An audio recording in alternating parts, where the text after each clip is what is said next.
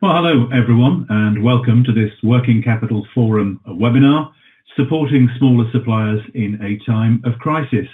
Thank you all so much for joining us. I can see several friends of the Working Capital Forum logged in. Of course, we were due to gather in London in March for our major conference.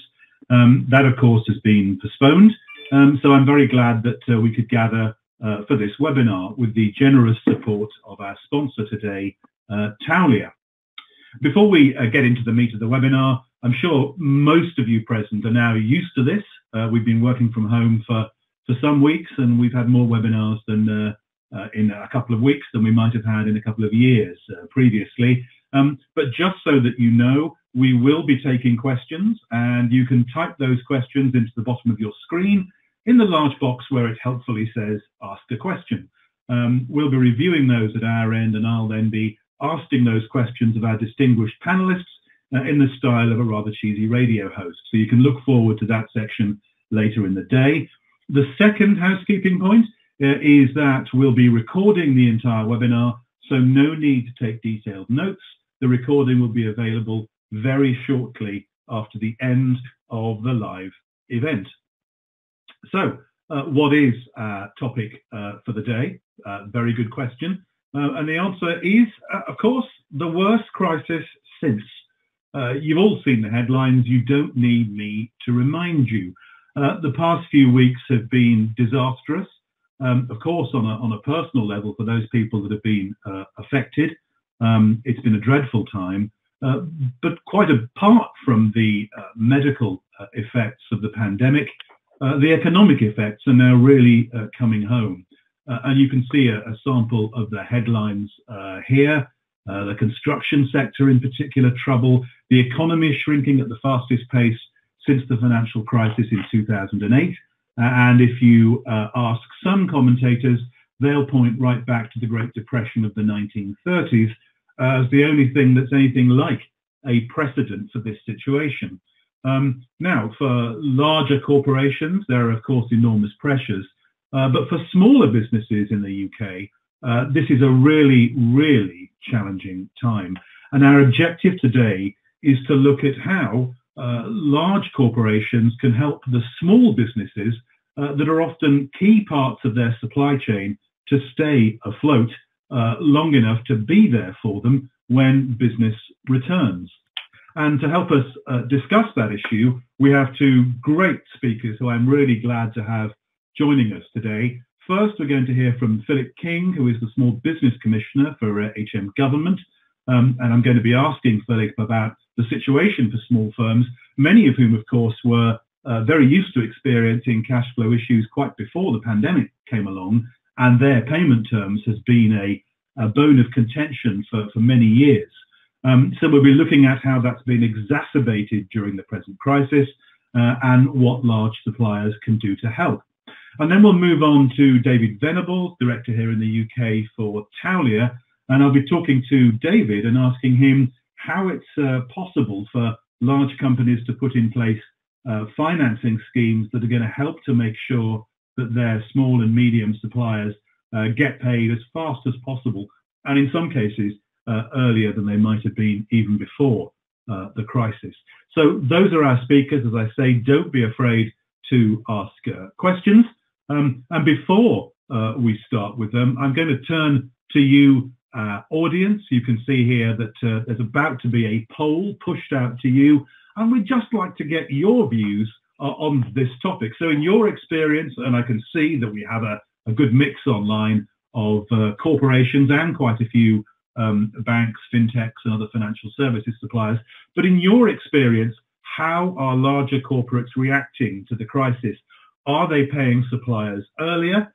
Are they paying suppliers perhaps later than they were? Or is there really no change? So I'm making that poll live. You can see that on your screen right now. And your challenge, should you choose to accept it, is to pick one of those options. And we'll have a look at how that comes out. And I can see already a good many submissions coming in. So I'm going to end the poll in just a minute or so. So if you haven't voted yet, now's the time. Your three options: Do you think large corporations are paying suppliers earlier during the crisis to be helpful to make sure they have continuity of supply? Are they paying suppliers later because, of course, they themselves have their own liquidity problems, and pushing out DPO is one of the traditional tools in the Treasury armory for working capital, to optimize your working capital? Or is there actually no change? Are people broadly carrying on as before? So I think most people have voted now. I'm going to end that poll and we can have a look at the results. So it's reasonably clear. You can see that the large, significant minority, the largest single group, believe that larger corporations are paying suppliers later. Next largest group believes there's no change, and a very small percentage believes that we are paying suppliers earlier. So it's a fairly grim picture. 46% thereabouts of our members here today are seeing that large corporations are paying later. Bad news if you're a small firm, which brings us on quite neatly to our next speaker, Small Business Commissioner for the UK Government, Philip King. So, Philip, if I can hand over to you, tell us a little bit about how small businesses have been faring during the crisis compared to their situation before, and indeed about your own role with the UK Government. Thank you, Mike, and good afternoon to everybody. Well, there is no doubt that we are seeing some pretty tough times. The stats that you can see on the screen tell their own picture. These are stats that are generic without any impact of COVID-19. By way of example, 63% of SMEs say they are impacted by late payment. Towards the end of last year, we were given reports saying there was £23.4 billion outstanding to small businesses. And there's been a long-standing statistic that 50,000 failures per annum are due to late payment. COVID-19 has exacerbated that position. There was a survey a couple of weeks ago from the Association of Independent Professional and Self-Employed that found that 45% of self-employed people were worried about simply meeting living expenses. We saw a couple of weeks ago statistics suggesting that 1 in 5 small businesses wouldn't survive the pandemic crisis. And just yesterday, the FSB issued a report saying that of those businesses that had shut down for the extent of the lockdown, 1 in 3 would not come out the other side and would fail to survive. So there is no doubt in anyone's mind that COVID-19 is having a marked and negative impact on business. And the results of the poll are interesting, and I shall return to those, if I may, in a couple of slides' time. Let me just remind listeners of what the Small Business Commissioner is and does. The office was created in 2017 under the Enterprise Act with 2 clear objectives. One was to resolve payment practices, payment disputes between big and small businesses. The second was to tackle unfavourable payment practices. My team does that in a number of ways, and I think there are 3 streams to the business and the offers that we put out there. We provide advice and information to small businesses through our website, through our caseworkers, through email contact and voice. When businesses want advice on how they can get paid better, how they can set up contracts and so on, we have an array of tools that help them to do that. And when they can't be paid, we give them a opportunity to learn from experience of others on how they can be more effective at collecting cash from their customers. When we can't help, then we are able to signpost to other organisations that can. And it's important that we know the services that are out there and are able to help when businesses need that help. The second element of of what we do is to resolve disputes and collect payment. So we talk to small businesses, and on their behalf, we talk to their customers, work with them, I guess offer informal mediation and try and get to a resolution in order that they can get paid what's outstanding to them. And very often we get involved in collecting the cash itself. So we have so far collected over £7 million for small businesses by picking the phone up and talking to large businesses. And it's, I guess, not surprising that we are often more impactful than an individual micro business might be. And the name of the Small Business Commissioner carries a little bit more weight, and we can get businesses to release cash that otherwise they might have been reluctant to pay. Very often we find that, in fact, we put a call in and leave a message, or even we don't put a call in, but we are referred to by the small business, and suddenly money miraculously appears in their account without prompting. And that's always encouraging for my team, and even more encouraging for the small business that has been waiting for the cash. And we've seen examples of poor behaviour over the life of the Commissioner. And when we see that, we can publish reports that set out what we've seen, can state what we think has been happening, and make non-binding recommendations on what the large business should do to address the problem that is impacting negatively their small suppliers.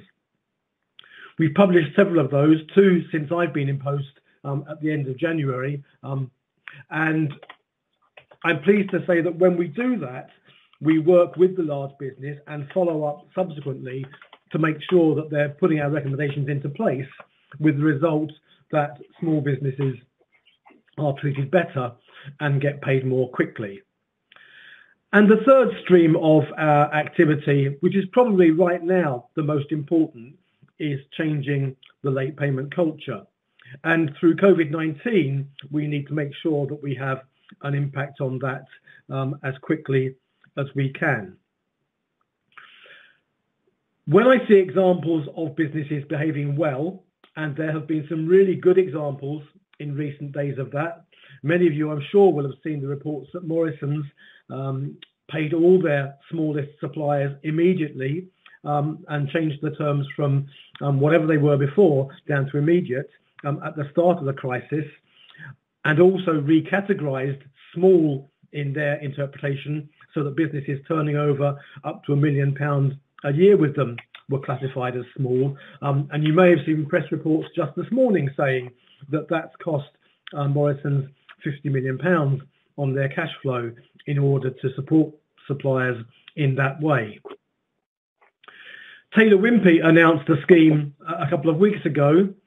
They'd also said they would pay their small suppliers more quickly, but they also launched a scheme whereby they paid self-employed contractors in advance for work that was yet to be done. So they put a scheme in that benefited about 2,700 of their smallest contractors, where they paid them, I think it was £600 per month for a period of 3 months in anticipation of work that would be done when those contractors returned to site. Clearly, the intention of Pete Redfern, the chief exec of Taylor Wimpey, was to make sure, as Mike alluded to earlier, that the contractors were there at the end of this crisis and hadn't disappeared, which is a real risk.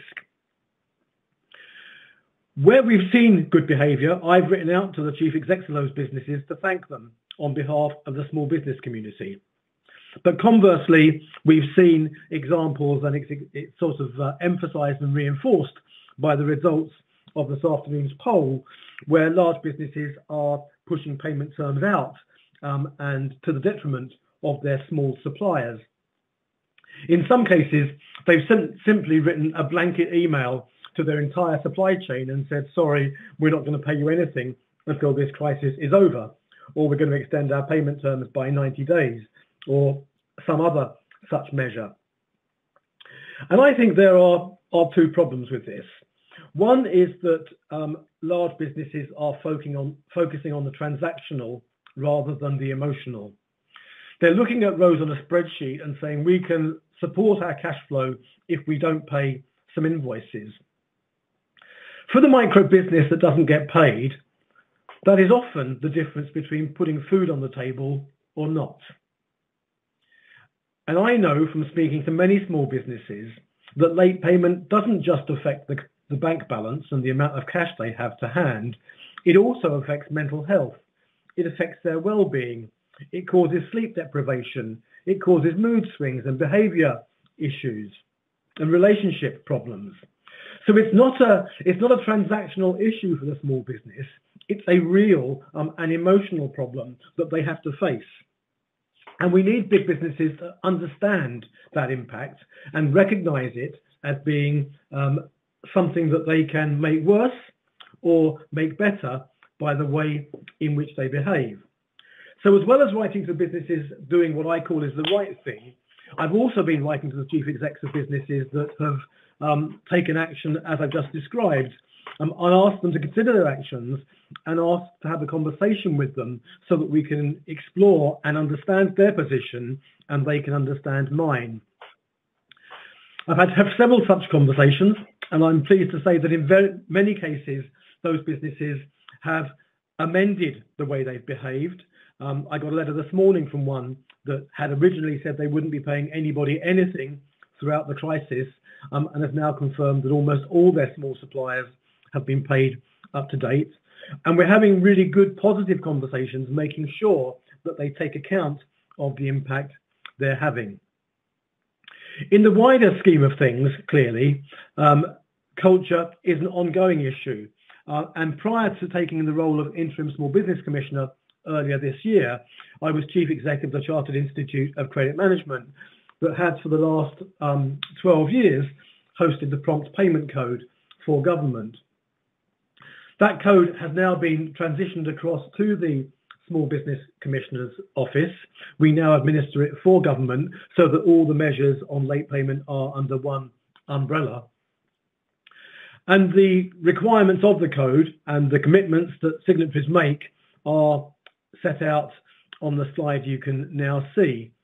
And it's interesting that over the last few years, and particularly the last 18 months, since the duty to report requirements became more established, we are using that data as a measure of whether businesses are compliant with the code principles or not. And where they're not, we are suspending them from the code. And we've seen some incredibly transformational behavior in businesses that have changed their behavior as a result of the actions we've taken. And when we do suspend a business, we ask them to submit an action plan setting out how they are going to improve and become compliant. And we've seen some really good behavioral changes that have made a massive impact on the supply chain and on the culture within the business. I would like to stress that I don't think late payment is an isolated issue.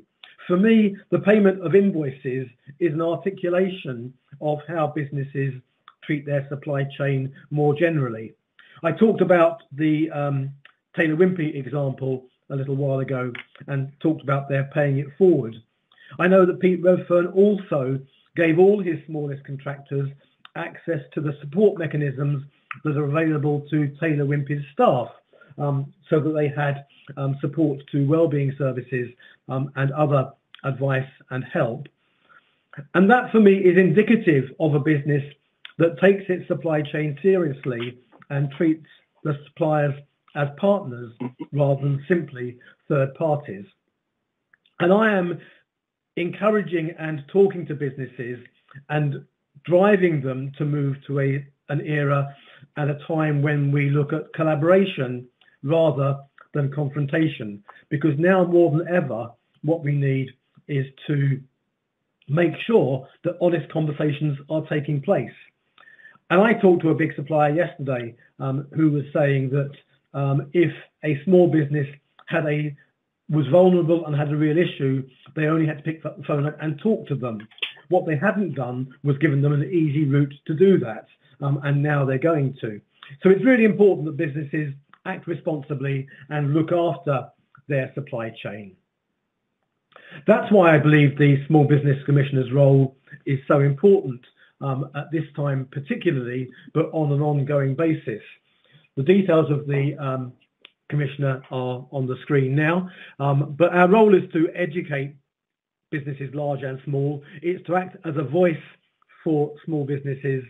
It's to bat for them when they need help.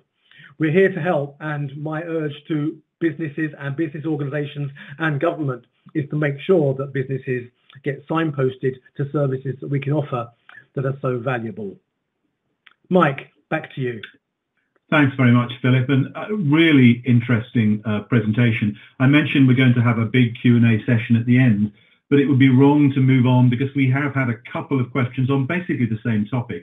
And if it's okay, I'll put them to you. Several people are mentioning that other countries, John Everett references France, Julie Kapoor references Australia, pointing out that some countries have mandatory, legally enforceable maximum terms that the government has essentially imposed on industry and commerce. Is that a route that we should be going down in the UK, or are we better with our tradition of voluntary compliance and, if you like, naming and shaming? Well, from a statutory point of view, we have the Late Payment of Commercial Debts Act, and if no terms are agreed, then for private sector contracts, 60 days are the maximum that can be imposed, and if they're not met, then businesses have the right to charge interest and late payment charges. And on the SBC's website, there's a calculator which can be used to calculate how much interest is due. We do know that that measure is rarely used by small businesses. They're frightened to use it because they think that will jeopardize their relationship with their customer. We have seen in France maximum terms imposed. I see varying reports on how successful that is.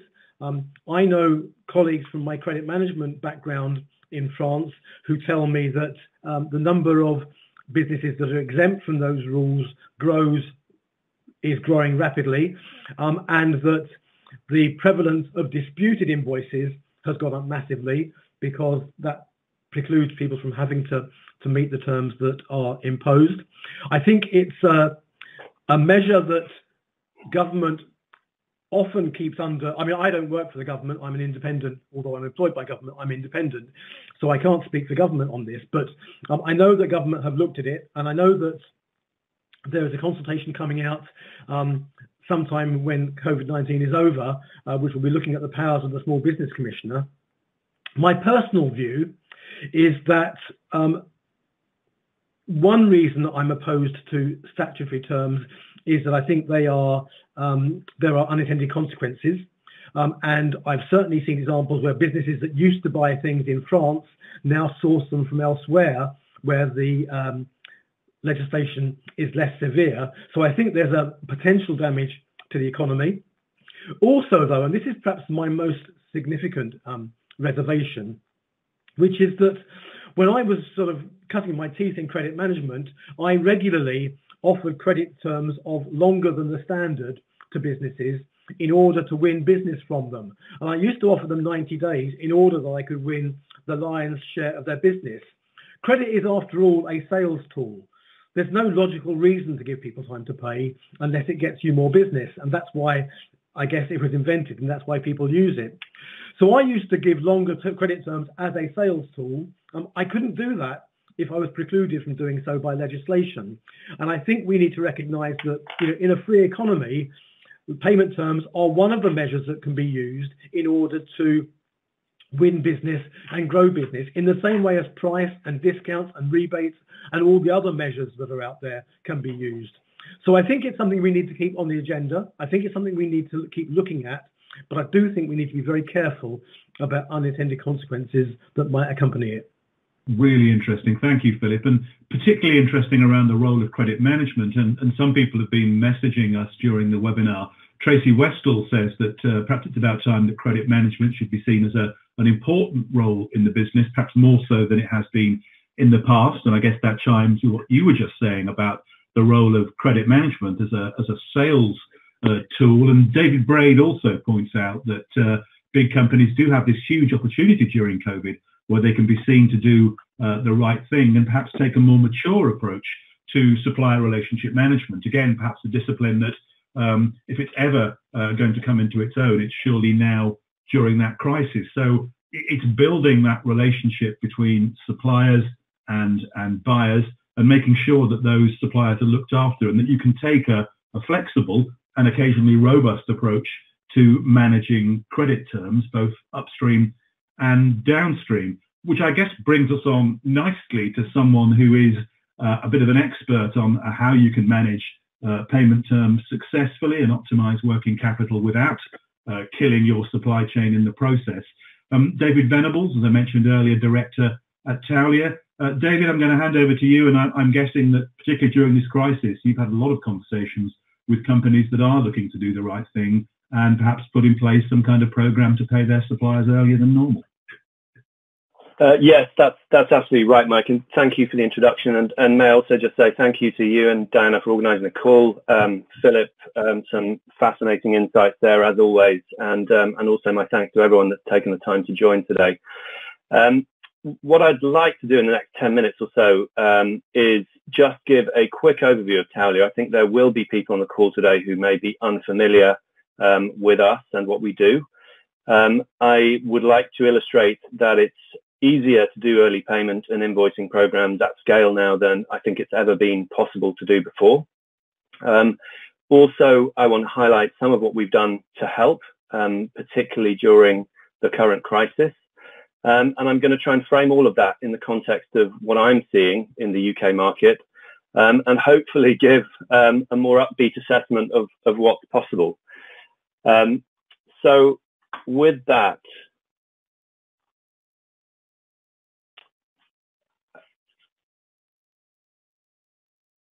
Taulia was established in 2009. As it happens, just after the last economic crisis. And since then, we've basically been unrelentingly focused on structuring and delivering the best early payment and invoicing programs in the world. We are uniquely able to offer fully flexible supply chain finance, dynamic discounting, and electronic invoicing via a single platform. And our solution is fully scalable, which means that we can capture many thousands of suppliers, large and small, in every program that we deliver. And for that reason, and a statistic that I think often surprises people, is that we've now built a network of about 2 million suppliers enrolled on our platform. Of course, not all of those are taking early payment all of the time, but each one of them has the ability and the opportunity to do so when they need it. We employ 260 people in 8 offices globally, and we're now processing about 510 billion in spend annually. In terms of COVID and the current situation, I think it's going to be no surprise to anyone that we've seen early payment volumes up substantially year on year. But I think what is good is that we are seeing that this is driven by companies, as well as needing cash for solvency. It's coming from companies who are seeing increases in demand and needing capital to support the increased production that requires. But I think the key point here, and one that I've heard mentioned a number of times before, is that crises tend to reveal that the plumbing of our global financial system really works for big companies, but not small ones. But I think, thankfully, more and more companies like Taulia are now working to deliver solutions and services that actually support businesses and small businesses, particularly in times of need. So how do we do what we do? What's the secret sauce? Well, I think firstly, we stuck to our knitting. We've remained focused on core product competencies, and we're selectively building our product set to make our working capital and optimization and invoicing tools available to more and more businesses, again, large and small. Yes, we use a healthy dose of technical wizardry to achieve that. Frankly, you can't deliver mass early payment and invoicing programs without using technology. If you want to make a program as accessible and valuable for the very smallest suppliers as the largest, you have to use technology. A lot of our recent technological innovation has been focused on the use of artificial intelligence. But I think more simply, the best programs are based purely on digitization and ERP automation to remove the manual intervention and reconciliation issues that we've all seen. And this is really what enables us to scale, and it's what enables us to build programs that can deliver over the long term. In addition to the tech piece, I think it's fair to say we have long understood and probably preached that successful early payment programs are not based on a kind of smash and grab approach. Once the technology is in place, programs, I feel, require good old-fashioned relationship management and supplier outreach. And for this reason, we've got buyer success and supplier success teams in place who basically work day in and day out in partnership with our clients to deliver the desired outcomes for everyone involved. Our ethos as a company is built on corporate social responsibility. Again, we've been preaching this for many years, but I think it's fair to say that it's never been more true than right now. Suppliers, large and small, should have certainty and visibility over their cash flow and access to financing at fair rates. And I think finally, and it may seem a small point, but one that is I think massively important. We don't charge suppliers to use the platform, and that means that there are no impediments to them in taking early payment and getting paid how they want and when they want. Turning to the Taulia response, in particular to the crisis, I'll highlight a few things. I mean, obviously, it's a very fluid situation, and we're responding to client needs almost daily. But looking at the mechanics first of early payment more broadly, I think one of the key challenges for us has been trying to ease the technical integration requirements, but still offer that scalability that's so important. One way we've done that is by focusing on smaller segments of very large supply chains to maximize that immediate impact. But I think whichever way you look at it, resources are undoubtedly stretched at the moment, particularly across our clients, with companies, putting staff on furlough and other staff focused on dealing with other critical issues. But to the extent possible, I think our advice is that it's better to try and take the resource impact now and minimize the resource demands of the program further down the line. In terms of product development, I think it's fair to say we're constantly making incremental improvements to our product functionality to make them easier to use.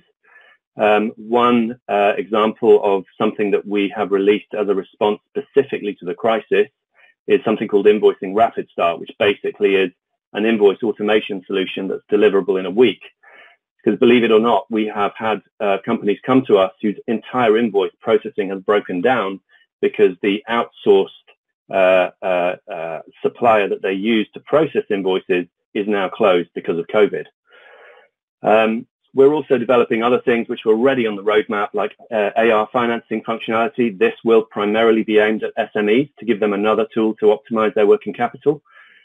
We've developed a resource hub for COVID-19 to make it easier for companies to access relevant information. And we've also made 3 of our cash analytics solutions available free of charge, just to try and help them navigate the crisis better. Liquidity, of course, is a very key factor at any time, and I think ensuring the availability of sufficient liquidity for programs has been, more important than ever in recent weeks. You cannot deliver a successful SDF program if there's no liquidity, or if the liquidity is too expensive to fund the asset. Since the start of the year, in fact, we've actually been focused on building a range of different funding options for buyers in terms of how they fund programs. These include a proprietary structure that will allow corporate treasurers, in effect, to syndicate their own programs across relationship banks, And it would be remiss of me not to mention our recently announced partnership with JP Morgan. But I think the key thing, particularly in times of crisis, for a corporate treasurer at least, is the ability to concentrate funding requirements into known relationship banks where the credit availability is more certain and more visible. In spite of that, I think it goes without saying, cost of funds for programs has been extremely volatile.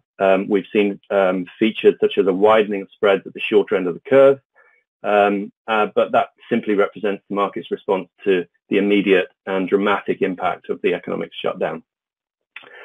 And finally, I think what's interesting is we're also seeing growing interest from non-bank sources of liquidity, which I think longer term might actually be highly complementary to the traditional bank liquidity pool. And the final point I want to draw attention here is just, how do you get program success for mass programs at scale, like the type of programs that we deliver? And I think in our experience, the key thing is that successful programs are founded on strong partnerships, commitment from the buyer, suppliers, and provider alike, and the breaking down of any internal silos between AP, Treasury, Finance, and procurement. And this is something we instill in our programs right from the outset, and it invariably sets the right tone longer term. So where to from here is the question. I'm going to start by saying I'm not an economist. I would echo Mike's comments with the economic effects of the crisis right at the start of the call. I think whichever forecast you look at, the economic outlook is looking pretty dire. The situation is precarious. We're undoubtedly heading for a very deep recession for the world economy this year. And in the meantime, services sector in the UK has recorded the steepest contraction since records began. Coronavirus contagion and countermeasures have hammered global demand in the auto industry. Airlines also facing tremendous stress. So, I think that there is going to be short-term carnage in the corporate sector across many industries. But looking at global trade, question for us, I suppose, is how will that feed through to the levels of invoicing and early payments activity that we see on the platform? As a business, I have to say we're closely monitoring the mix of our business across resilient and less resilient sectors.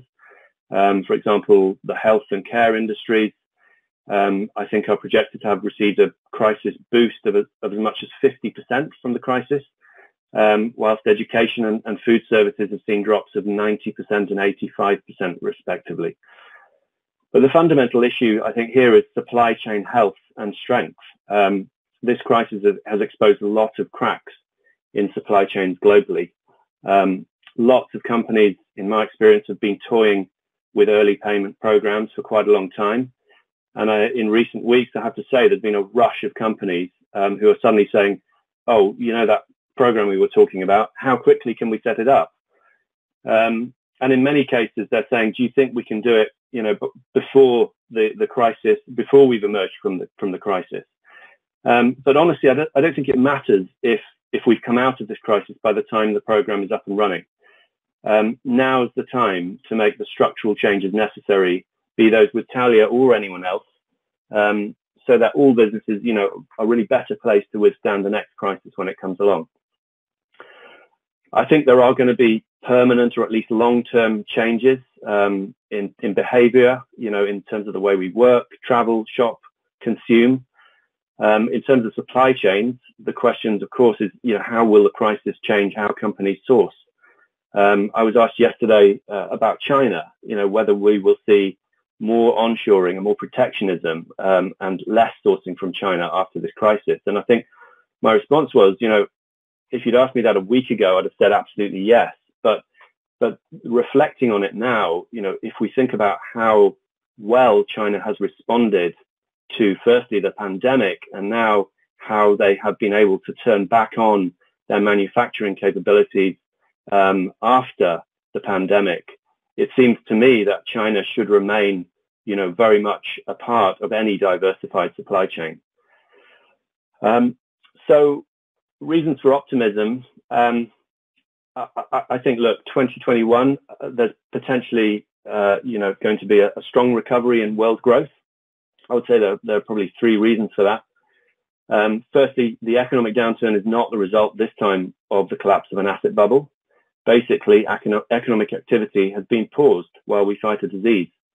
And if a cure is found for that disease, reversion to previous levels could actually come quite quickly. Secondly, it's short term, and company valuation should always be viewed in the long term. And specifically, to my point about liquidity, lenders should also be taking a long-term view when they face borrowers in financial distress, particularly because of a lack of working capital. And thirdly, unlike 2008, corporations are not in the firing line this time, and governments have responded by helping firms deal with their short-term cash flow shortages. I think, yes, there is evidence of issues in delivery of that support, but the stimulus packages themselves are, without question, absolutely vast. So to conclude, and I'm conscious I've run over a little bit, but I'd just like to say, I'd like to return by returning to my opening slide, which is to say that, it is possible to foster strength and sustainability in your supply chain, even amongst your smallest suppliers, through the tactical deployment of innovation and technology.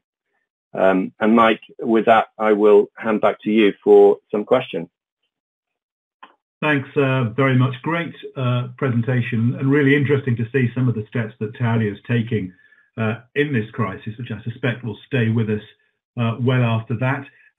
As you might expect, David, a couple of questions that are specific to you. So as I did with Philip, if it's okay, I'll fire these at you now. Nothing too difficult, I don't think. And then in a moment, I'll call Philip back in for a couple of wider questions that have come in just before we close today's webinar.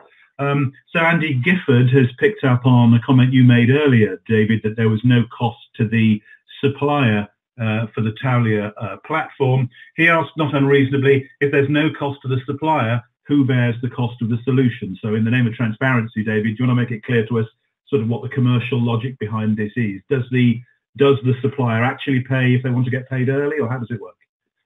Yes, great question. So when I say there's no cost to the supplier, there is no joining fee to the supplier. There is no subscription fee to the supplier. There is no kind of ongoing maintenance cost to the supplier. There is clearly a discount margin taken in any early payment, and in most cases, Taulia will share in that. But really, the brunt of the direct costs for our programs are borne by the buyers. But I think, buyers, when we engage with them and talk about the benefits, the wider benefits of having structural strengths and efficiencies in their supply chain programs, they realize that that's a cost worth and an investment worth making. So you could say that a cost is borne by suppliers in the discounts that are taken in the early payment, but that is something that is very transparent from the start, and in most cases suppliers like the way it works and have excellent visibility on an invoice by invoice basis, if they choose to, on what costs they're bearing as they take early payment.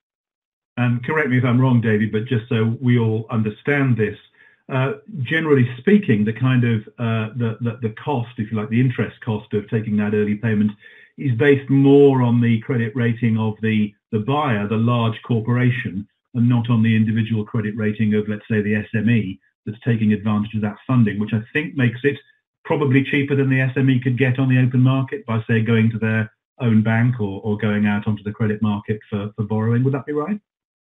Yeah, absolutely correct. The program is, there are a number of factors that drive discount margin. Obviously the underlying rate being LIBOR usually, and the cost of funds, which is the cost of funds of the buyer.